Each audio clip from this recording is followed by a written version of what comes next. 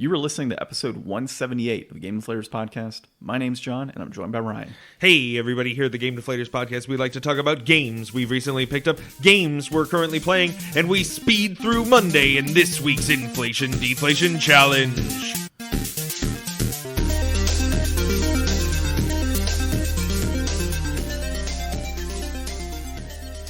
Could have said we speed through Monday on the way to lasagna in this week's Inflation Deflation Challenge, Ryan. Some people are lactose intolerant, John. I want to be all-inclusive here. There's lactose-free cheese, I think. It's not real cheese, then.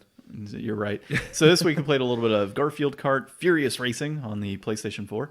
That is the name, right? Furious Racing? I'm Yes. gonna mess it up. All right, cool. It was quite memorable, other than the title, of course, for me.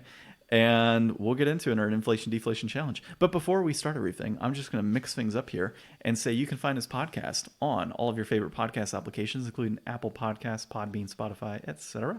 You can find us on thegamedeflators.com, and of course you can find us on social media at Game Deflators on Twitter, at the Game Deflators on Instagram and Facebook. I almost messed it up, Ryan. Remember, Twitter doesn't like that. Twitter doesn't like that. It's the other two that don't. So, and of course, leave us reviews because we like reviews. 6 stars if you can, but 5 is going to be enough as well. It's acceptable. Yep.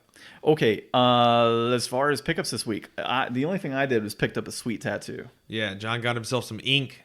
Yeah. Now he's recognizable in a crowd. Yes, exactly. So, a Shiok is what I got from Magic the Gathering. So she is a nightmare weaver that pretty much takes the nightmares and fears of people and then weaponizes it, basically. Like, it's pretty crazy. It's good Hopefully it never gets banned. Hopefully. Yeah. No, she won't, because she's good, but she's not that good.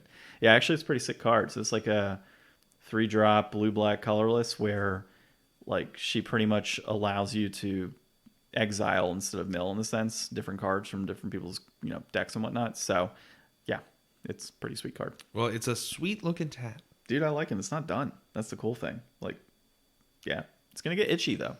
It's only like 3 days since I got it. But that's the only thing I picked up. Other than a controller, because I picked up 2 controllers. One was a PlayStation 5 controller, because you would bitch at me if it was a week later and I hadn't played the damn PS5. Yes, of course I would. And I would have bitched at you if you didn't, play it the first day. Yeah, I mean, I did mess with it, but yeah. I didn't play it. So, played a little bit of Astro's Playroom. Love the haptic feedback. Love Astro's Playroom, actually. It's a lot of fun so far. It's so,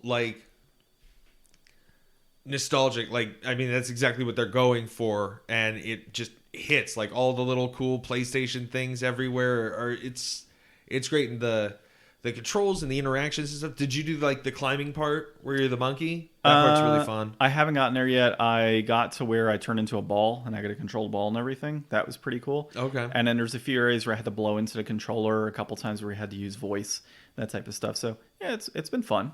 I'm liking it. My wife hasn't seen it yet, or she hasn't played it. But she will. So, play a little bit of that, and then we booted up It Takes Two on the PlayStation 5. So I transferred data over, so I had to save data on the PS5. Reinstalled, did all the updates and everything for It Takes Two. I think there's a free PS5 upgrade. I'm not sure how that works. I'm going to have to check into it. But we started playing that again. We just beat Moon Baboon.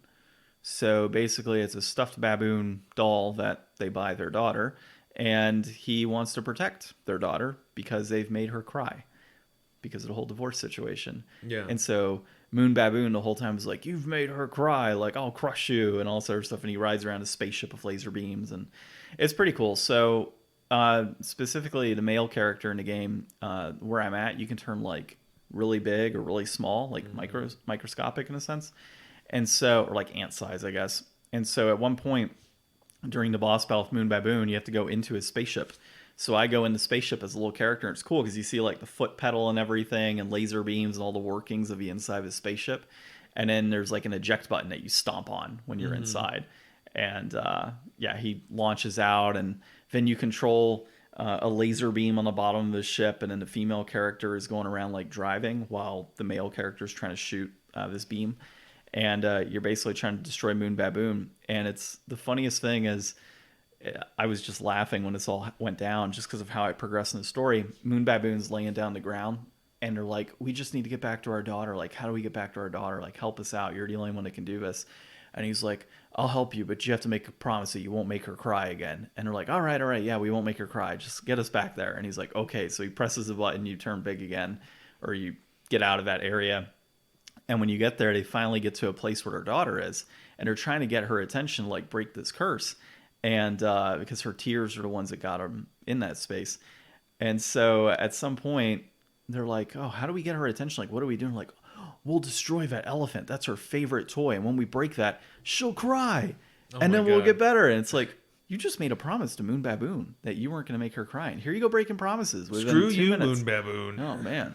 So it got a good laugh out of me when that happened. But yeah, my wife and I are still playing that, and we'll keep up with it. And so the other game I played was Ocarina of Time. So I got through the most awkward scene I had seen so far in any video game. I forget the name of it, but you go into, I think it's like Dongaro's Cavern or something like that. Yeah. And you go into a city and you have to find this chief. And he's like, hey, I'll help you out or whatever, but you got to go to this dungeon and get a whole bunch of stuff for me, basically. And so you go there, but you play to Ocarina, and he starts dancing. And it's just like this crazy scene where it's like, his head is spinning, and he's just like, oh, yeah, this is hot. This is great music. I'm like, what the hell am I watching? Yeah. Yeah, it's a little weird sometimes. Yeah, so that was odd. But I'm in there, and then I just got to the dungeon it's tied to that, or the cavern. And so, I don't know, it's like a little bit like a sixth of the way or fifth of the way through the game. So it actually goes by pretty quick. But again, like I'm so far not very compelled with the story. In what's happening. So I'm hoping it picks up. I know it picks up, or it should. But yeah, right now I'm just like playing through it as like, okay, it's Ocarina of Time. Nothing special so far.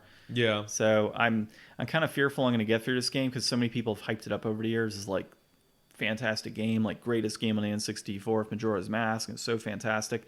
And I'm going to get through this and be like, yeah, that wasn't that good. I mean, it's just one of those things where, going back and playing a game that's like really good from the past doesn't always have that home run feel when you come back to it later. And then sometimes you could be, easily impressed by something, simple. Like I'm always impressed when we go back and play NES games and they're awesome and they're like way better than what my mind, just because I never really played much. Like I always think it was a way more primitive system than it was. And I think, we look back at how many titles came out on the N64 that like revolutionized and changed gaming and brought them into this 3D space. But like, it was such a first step at the time that like, looking back on it, it's like obviously things are better now, and it's unfair to judge the game on that criteria. So you don't hold it against it, but it definitely holds it back from being like, whoa. We'll see. I mean, I look at it from the aspect of when I played Conquers last year and when I played Shenmue. Shenmue wasn't like my favorite game, but it was a decent game playing that one, right? And so when I played Conquers, I was like, wow, this game's fantastic. I loved it. It was such a great game. And then now I'm playing Ocarina of Time, and it's same graphics, same type of capabilities in what I'm doing, same, in a sense, same types of controls. And I'm just not enjoying it so far. Now, I know I'm early on in, so I'm going to keep going through it, obviously. It's part of New Games Resolution, so I'm going to beat it anyways. But it just doesn't, it doesn't hit right away, like with the Conquerors or something. Or like even Mario 64. You're not a big Zelda person in general, right? I mean, I like Zelda, and you like the IP, or like you've actually played games of them? I've played Zelda games. Like I've played through, I haven't played through it all the way, but Wind Waker is one that I've been on and off again over the years. Link to the Past, and then whichever one was on the 3DS as well. The one that came out that's like Spirit Tracks? No, it's Link to the Past, but it's like you know which one I'm talking about. Yeah, the Link Between Worlds. Yeah, Link Between Worlds. So like I've played Zelda games and I like Zelda games. So those are great games. Yeah, but those ones in particular, like Wind Waker, that was like my first Zelda game too. Yeah. And I could totally relate, like, because I tried to play Ocarina of Time and stuff post that, but I couldn't really get into it. But like after Wind Waker, I was definitely able to pick up and play Twilight Princess, and I definitely played Breath of the Wild. Yeah.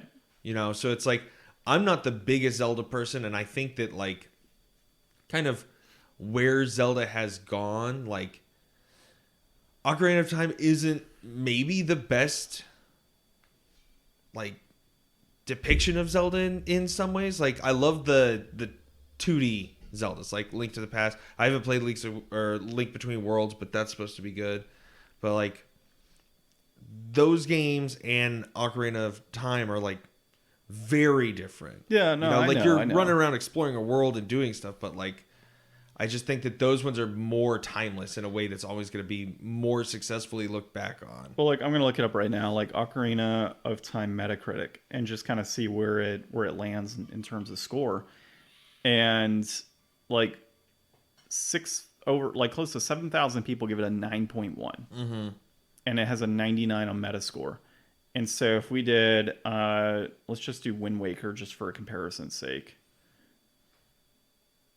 So Wind Waker Metacritic, a 9 from 1,500 reviews and a 96. So like, just based on that, I mean, they're both highly rated games, but like, you know, that review would tell you that there's a greater amount of people that would prefer Ocarina of Time over Wind Waker just off that. I guess one other would be Majora's Mask, because that's on the N64 as well. That one's a lot weirder. Yeah, no, I know. And Majora's Mask is, if it would load, I think it's 95% based on this, from what I'm seeing. No, 9.1 and a 95 Metacritic score. So, like, again, like, it's not as highly rated. Ocarina of Time has a lot more reviews. I mean, we're talking 5,500 more reviews in both those games. So it's played a lot more as well. So, you know, for me, I think a lot of it is people's nostalgia for that game and just hyping the hell out of it over however many years is going to put it such a high peak that am I going to feel like, yes, it's one of the greatest Zelda games of all time? So far, no. But, I mean, like I said, I'm early on. Could surprise me. Could be much better. I'm looking at it positively in a manner of I think it's going to get better, and this is just kind of the early on piece of it. And there are some components I like, but by all means, I wouldn't call it like the greatest game on the N64 as of right now as it stands. So we'll see. I'm going to get a lot of shit for this one. Yeah, I know. Every time we start talking about Ocarina of Time, I'm like, you know, whatever. The internet's roasted 1,000 people for talking bad about Ocarina of Time at this time. I think it's kind of normalized a little bit more that it's, you know, okay to have whatever neutral opinion on something that other people love. Well, and a big part of it's just a fanboyism that's tied to both Zelda and Nintendo and the nostalgia components. So it's like, don't talk bad about my childhood type of mentality. And it's like, okay, cool. Like, I have an opinion on this. So I think that's part of it. And we've talked about like the rabid fan base of Nintendo in the past, where it's just, you could have the same exact game on a PlayStation and Nintendo, and a Nintendo like hardcore fan is going to tell you that the Nintendo version is so much better for XYZ, even though like technically the PlayStation game is going to be so much better graphically, power-wise, like everything is going to be better, but Nintendo's better by far because, oh, well, it's on the Switch and I can take it wherever I want. Yeah. Like that at the end of the day is always like the key thing that I've noticed. Okay, I see that you picked up nothing and you did not play anything this week. Yeah, I really didn't. I just kind of had a lazy week this week. Shout out to Noah Caldwell-Gervais, put out a 5-hour video talking about Dark Souls 1, 2, and 3. Nice. That's a great watch. You should do that instead of play video games. I don't know. Not man. you, John. Yeah. The listeners. I can't. I can spend 10 minutes watching a video and then I'm done. It's usually how it goes. Yeah. I can't watch. At this point, if you've listened to us talk for 5 hours cumulatively in your life, you're amazing. Give that time to Noah. He deserves it more. Yeah. Dude, there's somebody out in the Isle of Man, I think is what it is, out near Thank you, UK. Isle of Man. No man is an island. That whoever that is has downloaded I don't know how many episodes so far of ours. And I just look and I'm like, that's cool. So I call my wife, I'm like, check this out. Like, this dude out here is listening to us, and I don't know how big the country is, but it's not on the larger side, so it's pretty cool. Yeah. You know? So thank you to that listener and all the other listeners. All right. This week we got a little bit of news. Not really heavy news, but some good stuff. So there's a recent report, but commentary made by a developer that the PS VR2 controllers could be the best of this generation. So we'll kind of discuss a little bit about that. Former PlayStation boss wishes Sony had supported the Vita more. And last year, we've got it's not really a first look, it's about a week old, but I want to talk about it, via Next Dungeons & Dragons Magic the Gathering crossover set, which I think is Baldur's Gate. Yes. Yeah, so that's going to be pretty badass, but a little down by it, too, just based on what I read. So, yeah, we'll get into that here. But first, Ryan, glasses, please, because I can't read that from here. All right. This is PSVR2 controllers could be the best in this generation, and foveated rendering is a smart addition. This is by Alessio Palumbo at WCCF Tech. And this is, there's a little commentary in there, but mostly it's some quotes from an article and an interview with Official Play Magazine and Polyarc principal engineer Brendan Walker, talking about, the PSVR 2 and kind of what's going on with that. They've, shown off, the controllers and stuff, and people are excited for this. And there's been some design that's gone into this that he's really thinking is going to give them a leg up on the competition. Particularly, one of the things is, if you've ever seen those VR hand grips, they've got that kind of circle cage that encompasses your hand to give you, I guess like axial rotation or something, or maybe just as a guard. I don't know. I don't know why it's needed to be there, but it's there. So they move those back on the hand so that if you need to hold or interact or do something where your hands are going to be closer together, you're not smacking little cages against each other to stop it. So that's kind of, just a basic ergonomic design thing that would have gotten, fiddled with and probably eventually put into an optimized position. But then also talking about foveated rendering, or I'm trying to get the article to actually pull up here at my link, but it's like eye tracking. It makes it so that, if the VR headset can track where you're actually looking at on the screen, it can essentially use less power to give detail to where your actual peripheral is to save a lot of power and, processing. So that's definitely a next level kind of thing that's going to be really good for these systems. Well, I'm happy in the aspect that Sony is clearly taking their time on this. They don't rush it out the gate. I mean, we really are into year 2 right now, the PlayStation 5, and we have very minimal information on this console, or not console, but headset for VR. And dude, I'm kind of stoked about it. The fact that they really are taking the time to put in key features that are going to benefit the gamer, and of course help with, just putting out a quality product. Yeah, and longevity. Really, he also talks about, being that this is going to be tied in with a console, they want it to have, a good lifespan on it. And I think that the PSVR definitely had a good long run with it.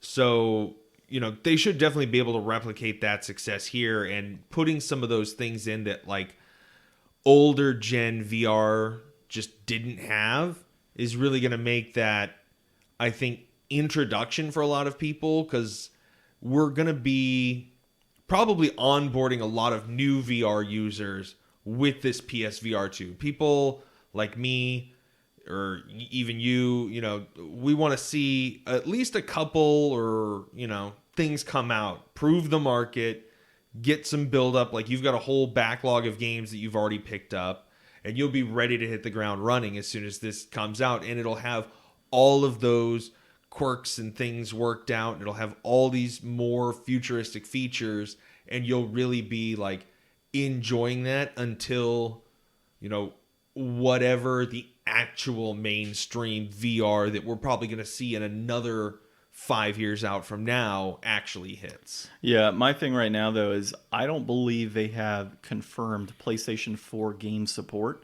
for PlayStation VR2. Yeah, I I don't know. think I've seen that yet. It just seems ridiculous that it wouldn't, since like PS4 games are all backwards compatible, playable on the PS5. I mean, you would think, but like, I'll give you an example. We were trying to play the Retron a while back, right? You would think that that'd be compatible with all NES games, but it was not able to play. I think it was Explode was the game. There's like a handful of games that cannot but that's transfer like over. a hugely different product. I know, but I'm just saying, like, from a compatibility aspect, are there features on the PSVR2 that you cannot bring forward, on the PS4 games? Like, that's what I'm wondering. Like, the eye tracking component, right? Is that something that those games are not going to be able to do? Well, I think that the PSVR 1 games are going to be rendered in a lower fidelity anyways. Like, I think the PSVR 2 is just beefier, so it'll probably not need to do that. I think that that's going to be more of a thing that's going to be saving, like, once they start getting like really crazy, like first person shooter game with like a bunch of particle effects and stuff going on, like you want everything in your cone of vision to be replicating that, but like, whatever's going on over here off to your right is less important. Yeah. But like, I don't think Moss is going to pose that challenge. And that's actually one of the games I really want to play. So I specifically bought that one to play on the next generation VR. Well, I don't think there's too much more to cover on this one. There's not a lot of information out. Hopefully Sony unveils a bit more now that they've got Project Spartacus now, the different PlayStation subscriptions model out, or not out, but, announced. Hopefully this is like the next big announcement that they go towards. That's another thing. Like, will that have some tie-in? Like, are PSVR games going to be available on that system? Because that's another thing. Like, it's going to be a huge investment to get this headset, and it's going to take probably, I'm guessing, as long of a waiting time to get one of these as it's taken to get like a PS5. Like for the first year, they're going to be invisible, I'm sure. Maybe, I don't know. I mean, when PSVR, it depends on how many people want to pick this up. Like I don't know. You have to consider that there might not be as big of a audience for these VR games. Mm-hmm.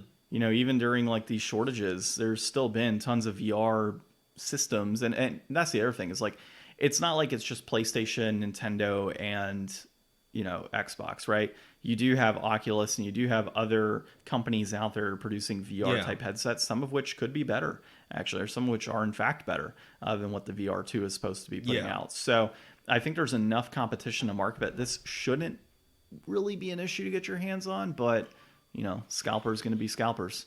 So we'll see. I'm curious about the price point, though. You said $500 a while back, right? That's what I was hoping. I'm still going to guess $300. Yeah, I mean, that would be nice. Yeah, if it's $300, I'm grabbing it, but we'll see. I think that's what the existing VR is right now. So, yeah. All right. Next thing is former PlayStation boss, or US boss, which is Sony supported the Vita more. You're going to have to read that. I cannot see it. This is by Tom Ivan at Video Games Chronicle. There we go. And this was Jack Tretton who was speaking on this.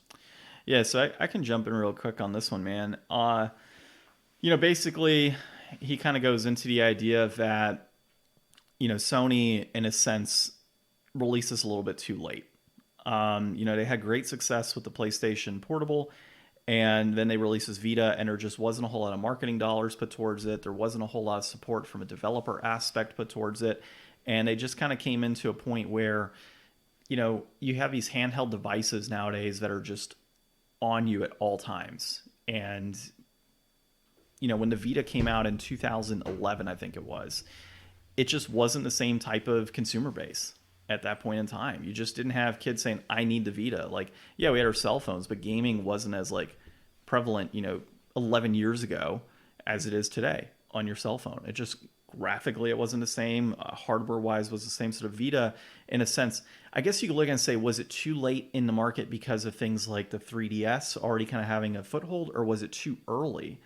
as well because of like the Nintendo Switch, for example. Like I think it was it was a bad time to honestly launch it. Yeah, I think it just had the problem of smartphones and mobile gaming catching on at that point, and people being like, I don't need a full-on game in my pocket. I just need something to entertain me long enough to be entertained for. And so I remember like early RPGs and stuff coming out on mobile games, and I mean, I have never been great at mobile gaming, like getting into it, except for, like certain games. But like bigger things like that, I've never really been able to invest time in. And I've always been like, having the actual thing with me is more compelling, like the physical device. And I think maybe some of the limitations of like, why couldn't it have had some smartphone capability? Like, technically, I think you could do it if you had like the SIM card and Skype and a Skype number. I think you could kind of use it as a phone in that sense, but like they had a whole like Sony Ericsson line of phones prior to that. Like, I think that had they tried to incorporate it into more of a thing, or like even the PSP Go was like just almost right there. Like if it had just been able to close up and be a smartphone, like they could have had a whole different world of like more successful handhelds and more successful smartphones, I think. But that just ship kind of sailed, and they never really pursued it in that way. And like the N-Gage was like a horrible experience, so there wasn't a lot of success in that world at that time. And I think it was a lot more than the DS was, like $100 more or so, something like that. Yeah, I mean, it was more powerful though. It was like having basically like a PS3 in your hands. Yeah, I wonder if seeing the success of not just like the Switch. Obviously, the Switch is popular. Nintendo's always going to make popular handhelds, but like with the Steam Decks, like huge success, and even the success of things like the Analog Pocket and other like bespoke, handhelds, like I wouldn't honestly rule out Sony trying to revisit it in the future, especially if they start to move towards like, trying to really push this new PS Plus service out there the way Game Pass is. Like, Game Pass is already down to put Game Pass on the Steam Deck as soon as they can figure out a way that they don't have to pay Valve 30% of that. I'm sure. But Sony's not going to do that. Sony's not going to put that on there. But like, if they had their own thing that could run it and enough people would buy it, I think they would go for that. Dude, I've always liked your idea on the Sony cell phone. If they would just, I mean, they obviously have cell phones, but a phone that does double up as like a handheld console. I mean, come on, dude. They make a boatload of money with that. Yeah. And or then, even just an official flagship phone with like an official Sony docking thing. Yeah. With we want to see the square, triangle, X, circle face buttons on there. Yeah, like some sort of docking thing, and then obviously the ability to mirror it to your TV if you wanted to do that. I think it would work. I mean, I think Sony could go down that route if they wanted to. Of course, the Switch is, a little more powerful in that regard. But, I mean, you have things like the Switch Lite where it's just handheld only. So, yeah. I mean, really, that's a market right there that you can kind of capture where it's, cool, you have the Switch Lite that's handheld only, but we've got a cell phone tied into so you can play your mobile games. And, oh, by the way, you can mirror your mobile games onto your TV, and you can access PlayStation games in there as well and play with a controller that hooks up to it. So it's all of these things in one. Like, it totally makes sense, but, unless there's a Sony exec listening to us who sees the demand from two people, I think the problem is that just once you start mixing too many products together, it becomes not something that appeals broadly to both of those other audience, but something that only narrowly really appeals to niche people that belong to both. So instead of promoting somebody to buy a phone and a PlayStation, you're just trying to sell one product to half as many people. Well, I mean, it depends on how they market it too. I mean, if you're marketing it like this sleek new top of the line device like an iPhone, for example, and get people wanting this device. And I don't know, maybe put in some fake shortages as well, so that way it seems like it's super popular and nobody can pick it up and create that demand. I mean, I think they could totally create a whole movement for that type of device. I mean, but it goes back to this. Yeah. Sony didn't want to put towards the marketing dollars to make the Vita a success. Yeah. They didn't show the support they needed. And at the end of the day, that's probably what, killed it. Yeah. So I love the Vita. I will always treasure my time with my Vita and keep it around and look at it and mostly not play it. yeah, I need to buy one still.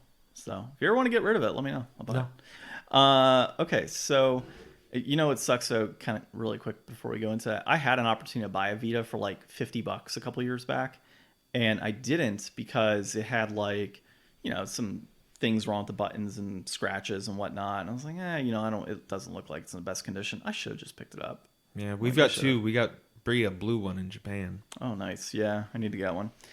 All right, so your first look at the next Dungeons & Dragons Magic the Gathering crossover set. This is Polygon, and I can't see the name, but it looks like Charlie Hall. Yep, I got it. So I'm not going to go deep into details on this, but, we already had the Forgotten Realms set that came out last year at some point. I don't remember exactly when. I think it was September? I don't remember. I think it was September. You're right. So we had that set come out. And now they're revisiting. They're doing Baldur's Gate. The thing that I don't like is it's commander focused. So it's commander. They said it's draftable. Yeah, it's draftable, but is it standard legal? I don't think it is. So if it's draftable, it's one thing, which is fine. But yeah, it's going to be a commander-based set. I'm guessing it's going to be similar to Conspiracy, where you can use the cards, pending reprints and stuff. You can use them in certain types of formats. But yeah, I mean, I'm not a big fan of the fact that they went more commander on this. And yes, it's draftable, but to me, that's just not as fun, man. If it's just like a limited set like that, there's a reason I didn't go into Conspiracy when it came out. And the set is honestly, Conspiracy is pretty much worthless for the most part. There's a few good cards, but was it worth drafting? Not really. Now, if they have some like sweet ass lands in this that are all Dungeons and Dragons focused, I think that'd be pretty cool and a good reason to draft it. Or some like cards that are within standard right now that maybe don't have the D&D type of treatment. That might be cool as well to be able to draft it. But commander only and draftable just isn't appealing to me. And it's kind of disappointing when I saw that news. See, I'm on the opposite end of the spectrum because we are totally different when it comes to Magic the Gathering, in the sense that you actually play and know and I pretend and buy. So I originally got back into Magic last year for the D&D set and for the future 40K and Lord of the Rings sets because I thought, hey, I love Magic. I love these properties. I would love to see how those things interact. And then, of course, Innistrad came out. And I was like, ooh, vampires and werewolves. That's cool. I like the art in these. And then Kamigawa went, ooh, yeah. But now I'm not excited for the Caponera or whatever. Oh, dude, that one's so cool. It's like mobsters and stuff. Yeah. It reminds me of Gotham for Batman. See, and that's the thing, like, it's just a bunch of money that you can spend on Magic, and I'm not excited about, like, what's behind it, and I'm never going to get all the cards, I'm never going to build, like, all the best decks, I'm never going to do all the Magic things with it, so I'm just going to look forward to these other tie-ins, probably, and really cool my jets on Magic in the meantime, like we talked, do some, promotion things or some drafts here and there. So that's why I am excited for this, because like I would love to go do a draft for this, buy a commander deck for this, and feel satisfied. Don't feel like I need to go get, a full box of packs and a fat pack and do all this stuff for something that ultimately I'm going to enjoy for that, but not a whole lot beyond it. If you want to get into like playing tournaments with me though, they have budget builds for standard that are actually fairly competitive. Like the burn deck that I won with last week, I think I paid $85 for everything. Yeah, but that's what I'm saying. Like that's Magic stuff. And Magic stuff is cool and fine, but it's like I'm more excited for this because it is D&D. Like I want to see the other monsters and stuff that didn't make the cards. Like I love the flavor text on all the cards, that give you like if you open a pack of the D&D Forgotten Realms, like you could build a campaign out of the cards that are there and like make a whole adventure for people. And I think that that's really fun. You know, Ryan also, he didn't say it here, but he's also excited for the Fortnite Magic the Gathering crossover. Oh, are they? Apparently, yeah. I didn't do anything with the last like secret layer that came out, and I'm still waiting for my monster movie poster ones to come in. Yeah, those should be in soon. They had a Street Fighter crossover as well, I think. Yeah, that Street Fighter one, that was supposed to be.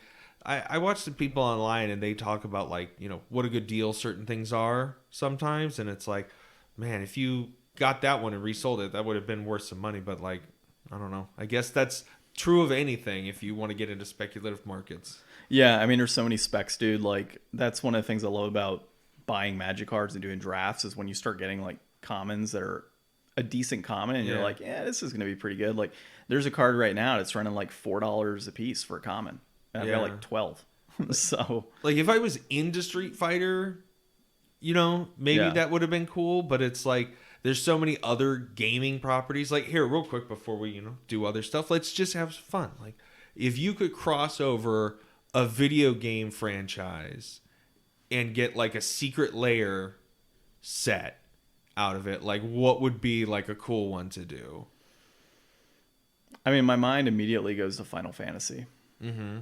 Because I think there's enough creatures and such in that world that just transfer over into not like a whole set, just like a secret layer. Yeah, like a 5-card secret layer. Yeah, I mean, look, Malboro, like right off the bat, Tonberry, you know, like Cactuar. Now I know you have the Final Fantasy trading card game, so the likelihood of that happening for Magic is super slim. But I think that's a pretty cool, you know, what? I was just thinking, Pokemon's a video game. Pokemon Magic cards. You're thinking Pokemon? I didn't go Pokemon. I went Mario at first. Like, well, my mind went Final Fantasy, and I was thinking Mario. I'm like, nah, Mario would be stupid for Magic the Gathering. Dude, I was thinking Hollow Knight. Hollow Knight be sick.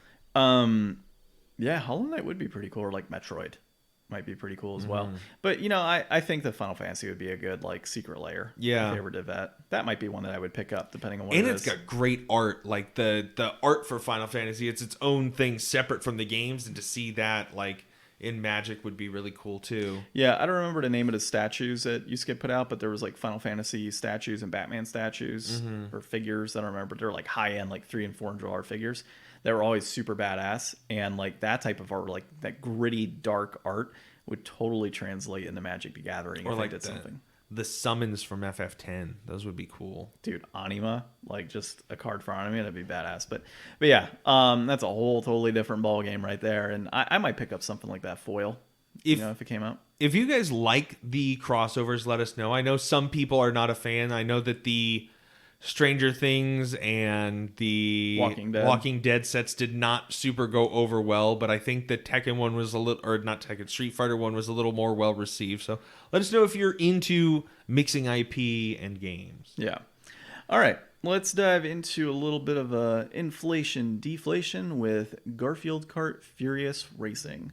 This was developed by Artifact Studios. It was published by Microids, and it was designed by Sebastian Mayorgas.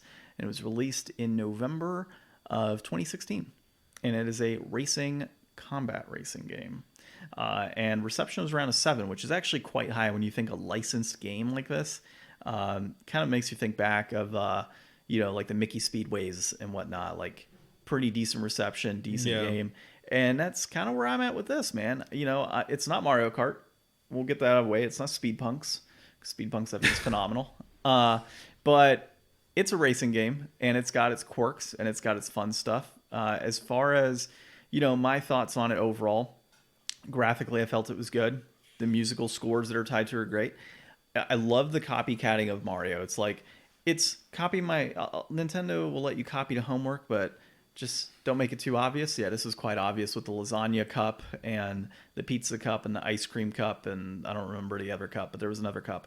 And, the courses themselves are very Mario-esque in that regard, where you have your speed boosts. Of course, all racing games have a speed boost like that. You have, like, candy packets or something, or like noodles, I think, is what you grab to get your weapons. And then, of course, various things that can be utilized.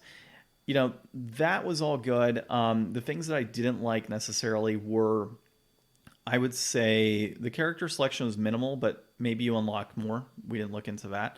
The I don't think voices. the character selection mattered. I think the carts were really the only thing that had any influence. Well, I mean, you always like that, but here's the thing: like character selection should matter in respect to like voices. And the biggest problem I felt was the lack of voices on the track. There wasn't much personality. Yeah, and so like You expect personality from Garfield. Like, that's his whole thing, is that he's like grumpy. well, and there wasn't like there's a TV show on it. So it's not like you can't pull the audio from the TV show and incorporate it in there, especially when it's a licensed game. So it's like you have years of audio that could be incorporated into this video game. So maybe it was an aspect that they didn't want to pay. All you need is I hate Mondays. That's all. That's all That's you it. really need. Or like Nermal doing her thing, or John doing his line. Odie barking. That's Yeah. fine, because I don't remember if Odie I talks. think he just barks. Yeah, I think he just barks too. And like Squeak for like, and that's the thing. Certain characters said a line. So like, Oh, they did? yeah, when you chose the character, some of them actually said something. Oh, so, like, I only ever chose Odie, so I was the silent protagonist. yeah, so I chose Squeaks the mouse or whatever his name is, and like he said like let's go or whatever, and then the ratty old Never cat said was anything like, else. yeah, like, but that's all he said. And you know, when you got hit by something, nothing happened. Whenever they're starting to race, nothing happens. Whenever they hit somebody else, nothing happens. Like it's just silent audio. So I don't know, maybe that was the update that I didn't put in, because it said to update the game. Maybe that's part of it. Like that was a Who voice knows? patch. I don't know, but I think that's a generous assumption. yeah, exactly. So out the gate, that is the one thing that bugged me. Maybe it's in the options, but the lack of a map. You just got a straight line going down the middle and split screen. Maybe in the like individual player Grand That's what Prix, I was thinking. it might have it, but like for us, it just had straight up like a line. Yeah. It's like just put it in the top corner or something. Like it's not going to bug us. Or at the very bottom when you don't know where you don't notice it. Down in the middle where it shares a little bit of both your screen. Yeah, something like that to kind of give us an idea of like what remains on the track other than just a straight line. Yeah. And that was kind of buggy, I think.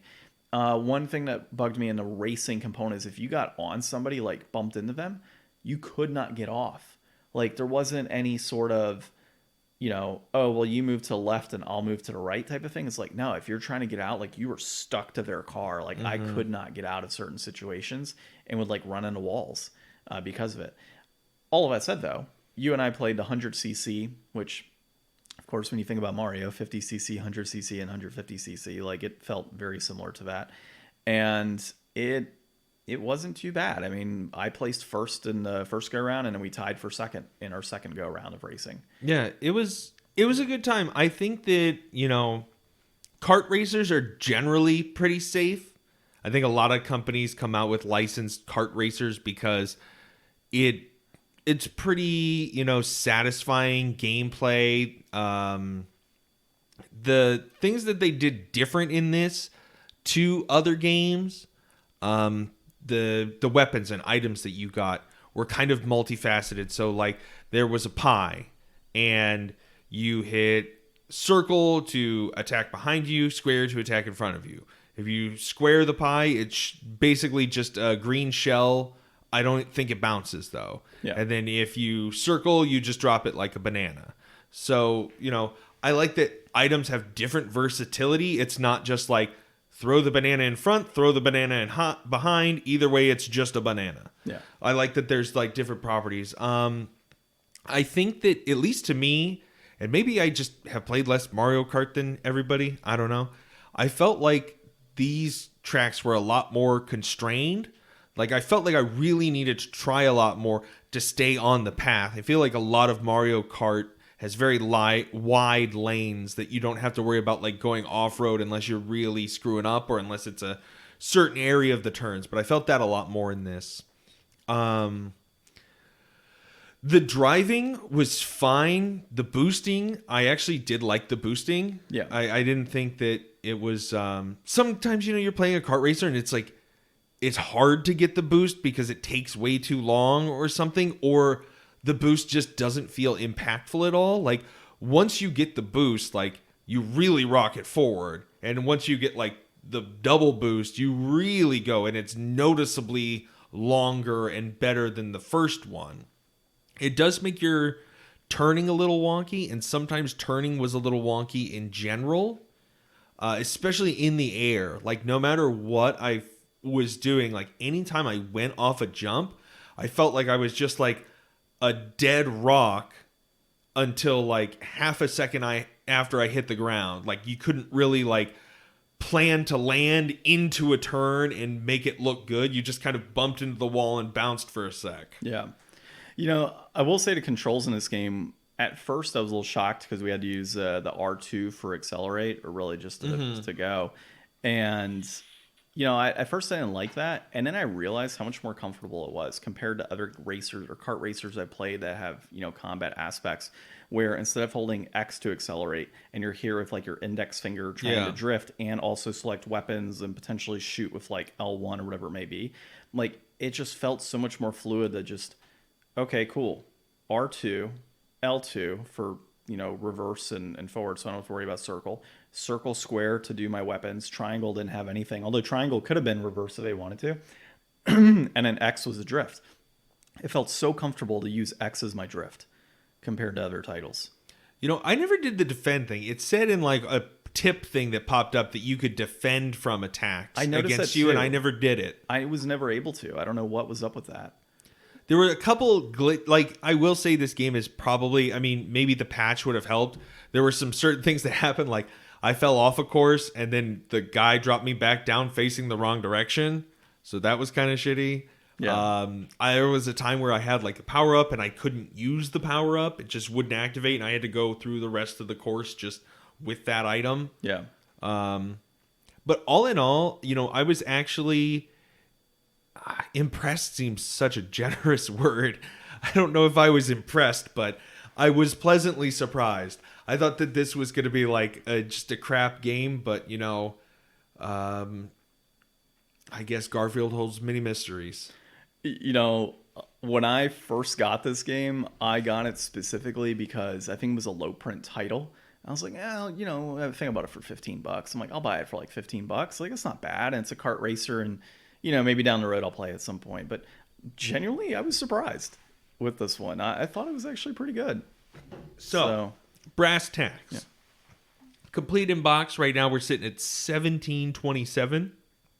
That peaked at $25.98 in February of 2022. I think that was just like a single spike on the graph, though. Maybe, but I mean, that kind of goes into the whole concept of like the game has held some value, because I think I bought it. It was like 10 or I think it was $15 like early 2021 or 2020. I bought it, and the game's been out for quite a while. So you'd figure, you know, this game's been out 6 years.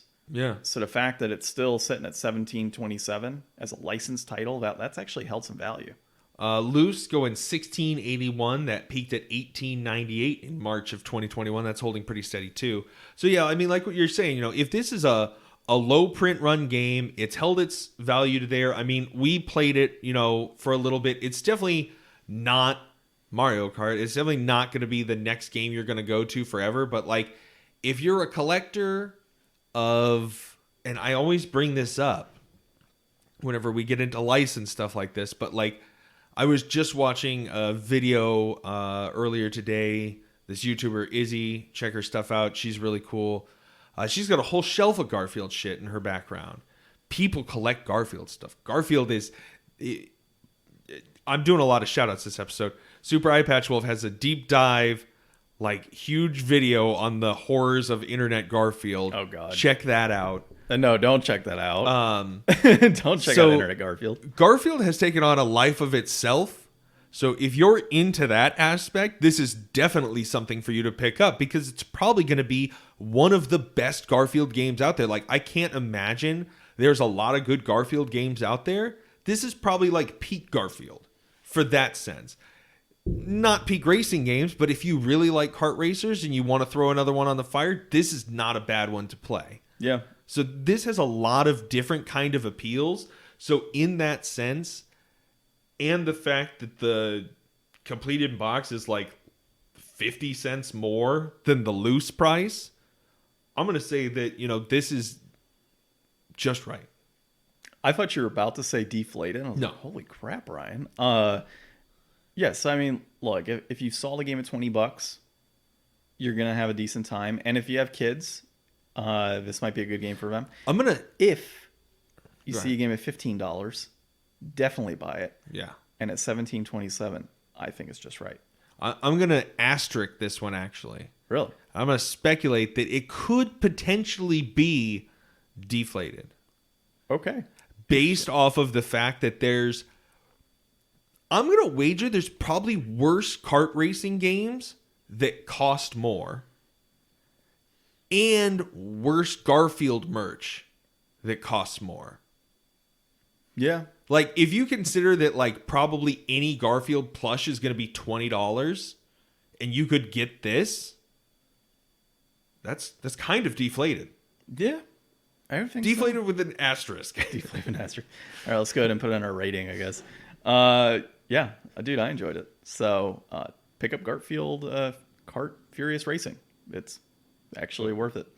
All right, so next week, I'm feeling, Sonic 2 just came out. We're not going to make any promises per se because we may not get to see it, but I'm thinking I'm going to go see Sonic this week and maybe do a little review next week. So, yeah, I just got a Sonic Happy Meal toy, and it was almost as creepy as the first Sonic. Like the one that we didn't get, the one with the teeth. Yeah, it looked a lot more like that than, than the Sonic we actually got, unfortunately. We were sitting in the theater watching Lost City, that movie. Was it good? Actually, it was. I wanted to see that. I actually really liked it. I mean, it's a cheesy romance flick in a sense, but it has some action to it. Yeah, it's got Daniel Radcliffe. Yeah, it's got Daniel Radcliff and Channing Tatum's ass. I mean, what else could you need, right? So yeah, we watched that and we liked it. It was good. Not as good as the Batman. I think it's so weird that and Uncharted are out at like the same time. I watched Uncharted actually. Oh, did you? Yeah. Which you're like, no, actually, I got the movies confused. You're right. It was Uncharted. No, I actually watched both. I saw Uncharted last week, and then this 2 days ago or so, I saw Lost City. So yeah, we hadn't had a chance to talk about that one. Have you played Uncharted? Yeah, I played all of them except the Vita one. Okay, cool. How was it? Like the movie? So it's wrong casting, 100%. Tom Holland has because no he looks business. 12. Yeah, no business being Nathan Drake. That was the worst move. So him and then who plays Sully? What's Marky his name? Mark. Yeah, Mark Wahlberg. Mark could have played Nate Drake 20 years ago. Worst casting ever in that respect. The movie itself was not bad. I enjoyed the movie for what it was, but I just couldn't get it out. Like if you went into this blind and had no like history of Uncharted, you would have gone into it and said, hey, this is actually a pretty good movie. Like it's got action, it's got comedy, it's got all these things that you would want, right? It's a good popcorn summer movie. It's not the best movie ever, but it's a decent movie. But it was so miscasted, dude. Like, that was the thing that bugged me the whole time. Just watching Tom Holland, like, he's not Nathan Drake. Yeah. Like, if you did this as a prequel and you're looking at it from the aspect of we're going to digitally age Tom Holland in 3 or 4 years to make him look more like a gritty Nathan Drake, great. But he looks like a kid that's, just out of high school that is treasure hunting. Yeah. It makes no sense. I think one of the biggest issues with like this approach is just that like Uncharted was one of those games that was like, all right, games and cinema and the differences between them are starting to go away. Like Uncharted just tells such a story with like characters that a lot of games, up to that point hadn't really gotten there. And I mean, it really paved the way for things like, The Last of Us and stuff to eventually come out. And I think that so many people have a real attachment to that.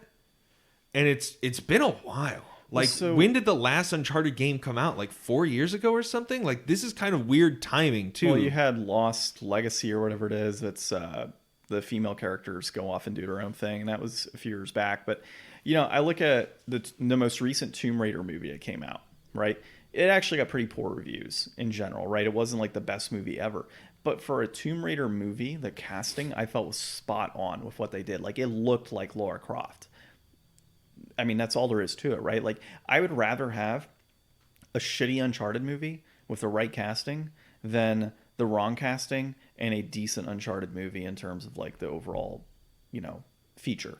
It felt wrong, man. Like that's just not Nathan Drake. And that's what bugged me the most. It'd be like getting Aloy from, Horizon and casting somebody without the dreadlocks that she's got going on, right? And just did like a normal hairdo. Like, it just doesn't match to that character's personality and qualities. So that's what really got me. And, you know, I just didn't enjoy it for that aspect.